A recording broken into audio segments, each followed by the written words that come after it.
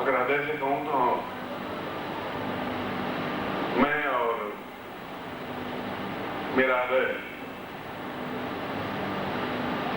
अत्यंत आह्लादित है, अत्यंत रोमांचित है, अत्यंत प्राणांचित है। बहुत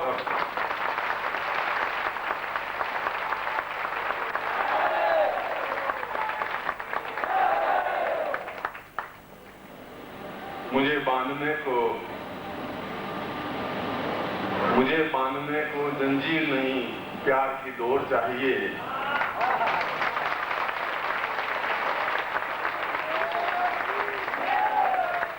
मुझे बांधने को जंजीर नहीं, प्यार की डोर चाहिए। मैं फूलों से नहीं, तुम्हारे धड़कनों पे चल के आऊंगा।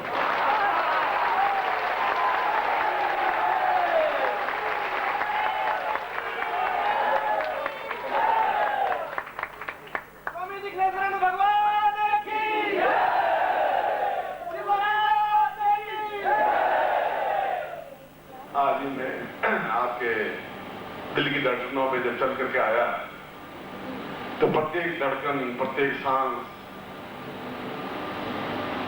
इस बात की गवाही दे रहा था, इस बात की आवाज दे रहा था कि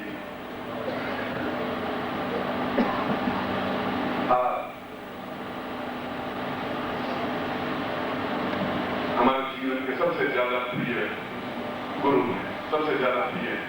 ये आपकी धड़कन मुझे सुनाई दे रही है। क्या करें?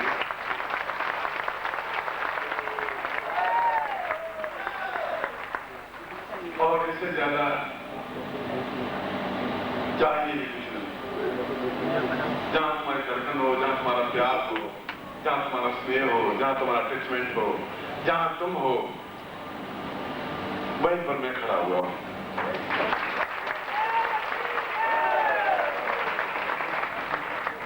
बाणभट्ट ने एक श्लोक लिखा है और उस श्लोक में प्रेमी का वर्णन किया है। उन्होंने कहा है कि उसने प्रेमिका को पूछा है कि मैं विलंब हो गया, लेट हो गया। उसने कहा लेट नहीं, आप मेरी आंख हैं, आप मेरे दिल हैं, आप मेरी धड़कन हैं, आप मेरी ओठ हैं, आप मेरी बाहें हैं, आप मेरे पैर हैं, आप सब कुछ मिलकर के मैं बनी हूं। इसलिए आप चाहते हुए भी मुझसे अलग रहे भी नहीं सकते, वो भी नहीं सकते, हैं भी नहीं।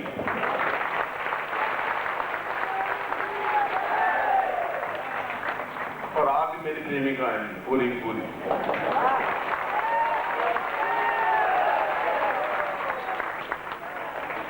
इसलिए आपके हाथ पैर नाक कान से मिलकर के मैं बना हूं।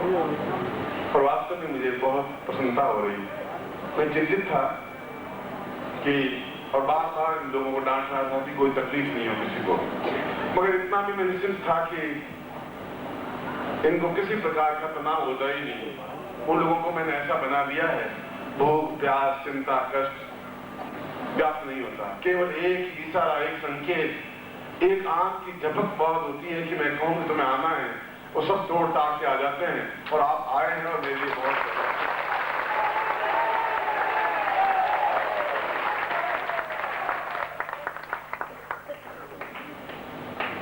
ये यहाँ के जिनका हॉल है वो आश्चर्यचकित है। 10 टेलीफोन आ गए, गुरुजी क्या हो रहा है? मैंने कहा आपने देखा ही क्या है, क्या हो क्या रहा है? ये आप रात को देखना, न तो आपका और बचेगा न आप बचेंगे।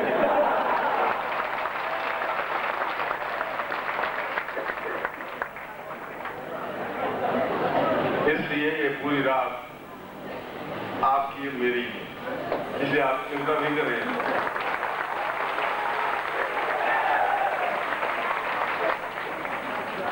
और वो दीक्षा, वो साधना करवाने जा रहा हूं जो नए वर्ष के अवसर पर आपको उस राजयोग दीक्षा, एक शब्द छोटा सा है मगर इस शब्द को सुना भी बहुत है। इसके बारे में किताबें भी छपी हुई होंगी, मगर ये आपको विश्वास है कि आपका गुरु न असत्य बोलता है और न कपोल कल्पित कहानी घटता है। जो कुछ कहता है 100 टन खरा बात कहता है।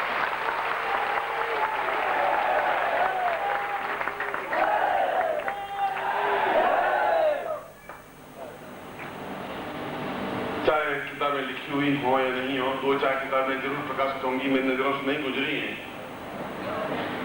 मगर इस पृथ्वी पर इस समय राजयोग दीक्षा देने में समर्थ कोई व्यक्तित्व तो है नहीं, ये गारंटी।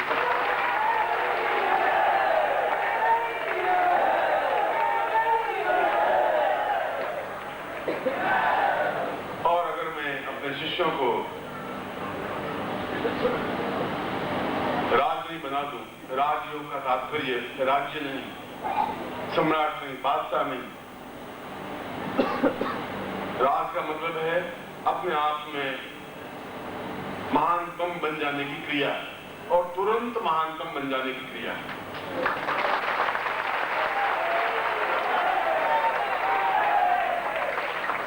रामकृष्ण परमहंस ने ऋग्वेद से एक सूत्र लिया इस राजयोग के बारे में। ऋग्वेद में एक मंत्र आया है, वहां से रामकृष्ण परमहंस ने लिया और वहां से विवेकानंद ने राजयोग दीक्षा के बारे में वर्णन किया।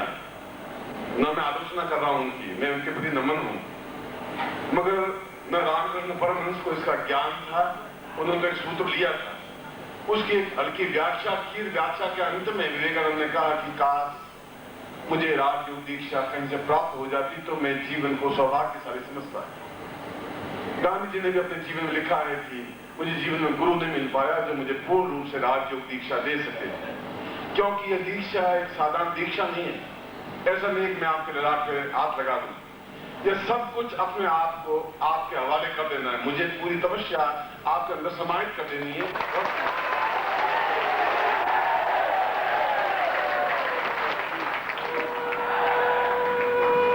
उसके बाद गुरु और शिष्य का भेद समाप्त हो जाता है, अभेद स्थिति आ जाती है, एकाकार हो जाते हैं।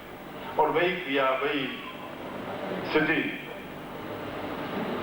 आज की रात आपको देने जा रहा हूं। और आप में से कई लोग 20, 30, 40 सालों से मुझे से जुड़े हुए हैं, और आप में से अधिकांश शहर ऐसे भी देख रहा हूं जो 10 साल में पहली बार ऑफिस देख रहा हूं, 5 साल में देख रहा हूं या 8 साल देख रहा हूं, मगर 40 साल बाद भी आप मुझे भूले नहीं। घूमे बहुत और भूले नहीं। आपको एहसास हो गया कि चाहे कितने भटके हैं, अगर कुछ मिल सकेगा तो उसी जगह मिल सकेगा जहां मानसरोवर खड़ा हुआ है।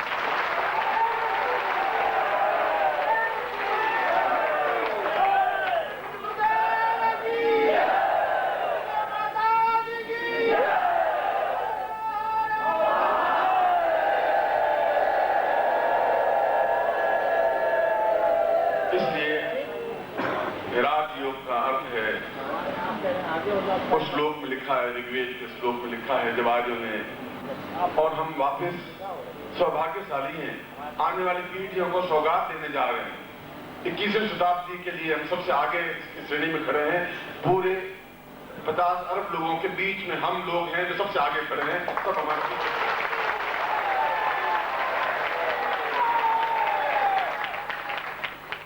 क्योंकि भारत की संस्कृति वैदिक सभ्यता से शुरू हुई और भारतीय संस्कृति को वापस पृथ्वी पर हम ला रहे हैं। हमारी जिगर है, हमारी ताकत है जो हम ला रहे हैं। और हम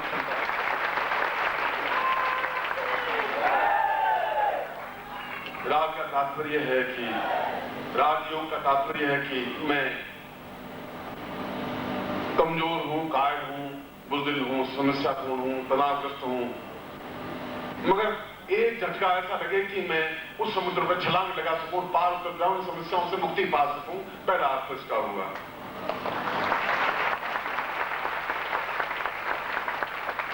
और दूसरा अर्थ हुआ कि एक कंकर भी अपने आप में राजयोग के माध्यम से कोई नूर हीरा बन सकता है, उज्जवलतम हीरा बन सकता है। गाड़ी ने कहा है कि तबियत से कंकर उछालो यारों, आकाश पे भी छेद कर सकते हैं।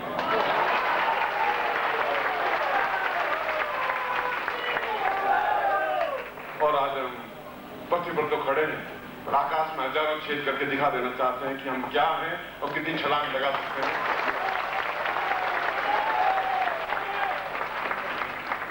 राजयोग का तात्पर्य है कि हम अपने जीवन में संपूर्ण भविष्य को साकार रूप से देख सकें, एहसास कर सकें। राजयोग का तात्पर्य है कि हम अपने जीवन में संपूर्णता प्राप्त कर सकें।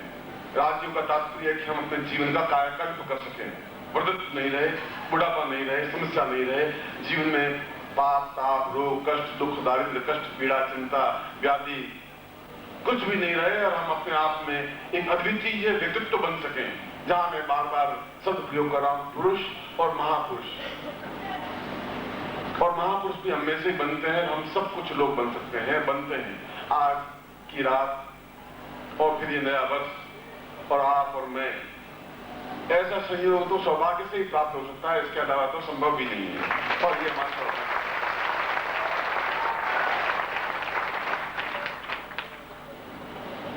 मैं जाके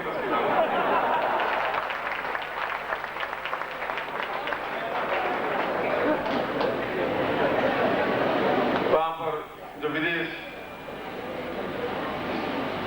कई बार गया हूं, 50-60 बार गया हूं विदेश। भारतवर्ष में तो अब रहने लगा हूं, पहले बस स्विट्जरलैंड, फ्रांस से जहाँ, वहां से वहां, रूस, इंग्लैंड, अमेरिका। इंग्लैंड वाले भी इंग्लैंड को जितना नहीं देखा, उससे ज्यादा मैं इंग्लैंड को देख सकूं, लंदन को देख सकूं, मैं, मेरी पत्नी, कैलाश या हमारे जो बच्चे हैं, सभी लोग, मतलब अब इनके मन में कुछ रही कि चीन कैसा है, रूस कैसा है, जापान कैसा है, अफ्रीका कैसा है। वहां पर स्विट्जरलैंड में 87 में गए, 87 की घटना, 2-3 मिनट आपके साथ, क्योंकि नया साल है और हम उदासी के साथ नया साल नहीं बनाएंगे और मुस्कुराते हुए, छलछलाते हुए, झरने की तरह बहते हुए राजयोग दीक्षा दूंगा आपको।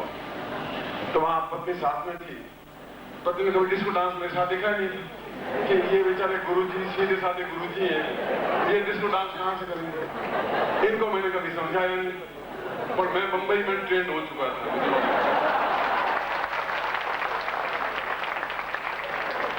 वहां का पेरिस का सबसे ऊंचा क्लब, संसार का सबसे ऊंचा क्लब लीडो क्लब कहलाता है।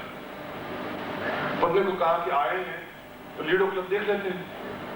मतलब बार बार तो आना होगा नहीं, तो क्लब में क्या होता है, क्लब में क्या डांस होता है, फ्लोर होता है एकदम से, और खाने को मिलता है शुद्ध वैष्णव खाना। अपने को आलू के चिप्स मिलेंगे और कुछ मिलेंगे नहीं।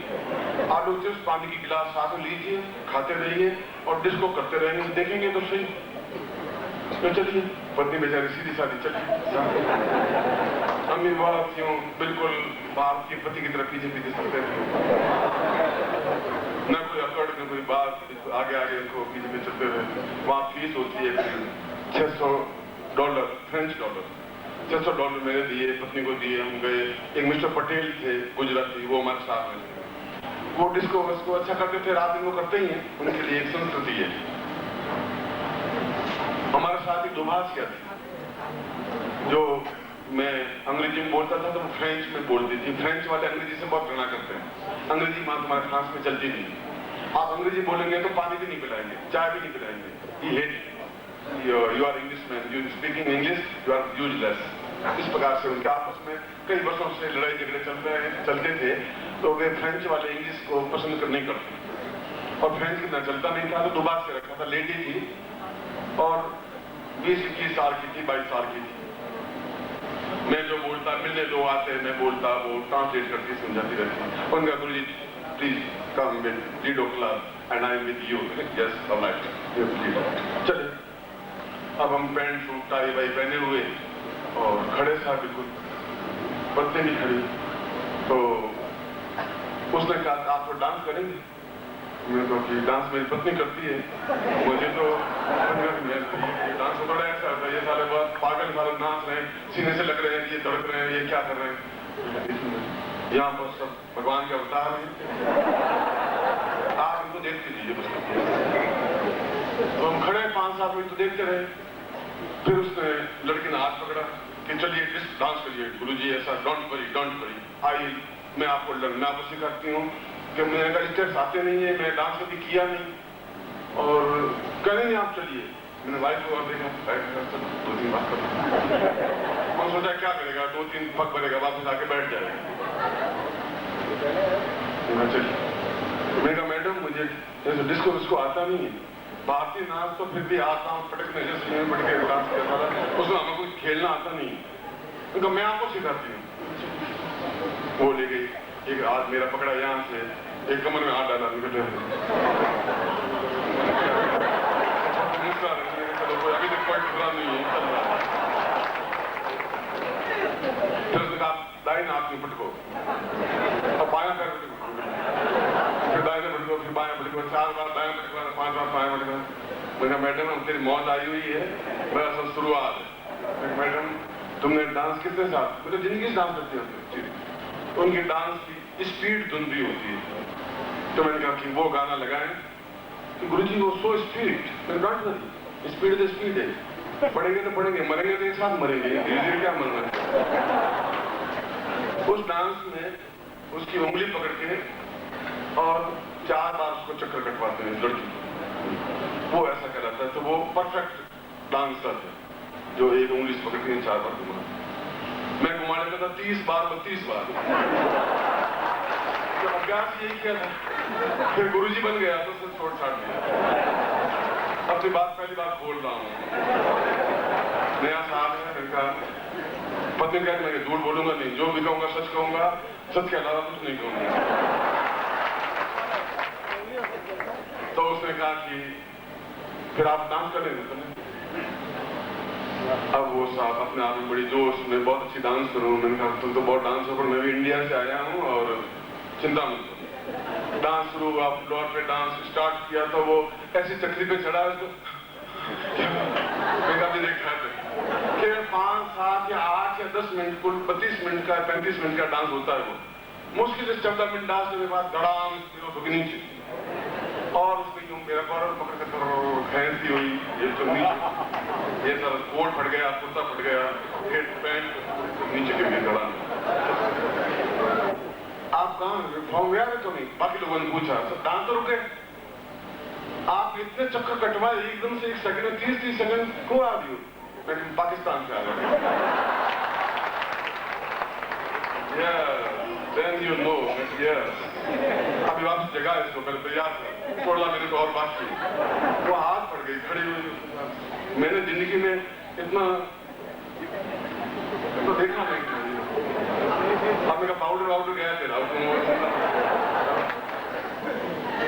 वहाँ जिसको कंप्लीट करके पति ने कहा ये आपने कहाँ से सीखा है, ये क्या खेल है, ये सब कहाँ सीखा है? अब तुम अब पूछ मत, अब कहाँ सीखा है? अब तुझे मैं उत्तर नहीं दे सकता कहाँ सीखा है। सीख लिया, क्योंकि ये जिनकी मैं उत्तर नहीं दे सकता मैं।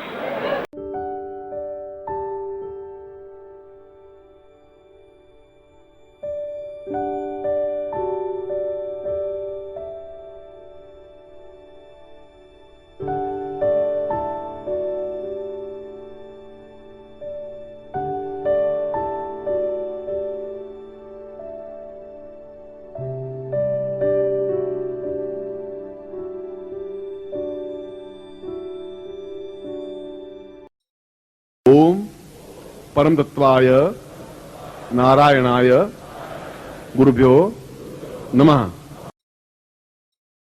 ओम ह्रीं मम प्राण देह रोम प्रतिरोम चैतन्य जाग्रय ह्रीं ओम नमः।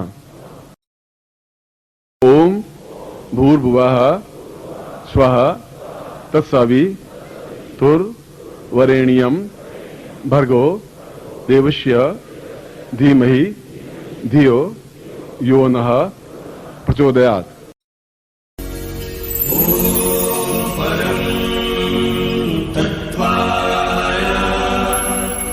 नारायणाय गुरुभ्यो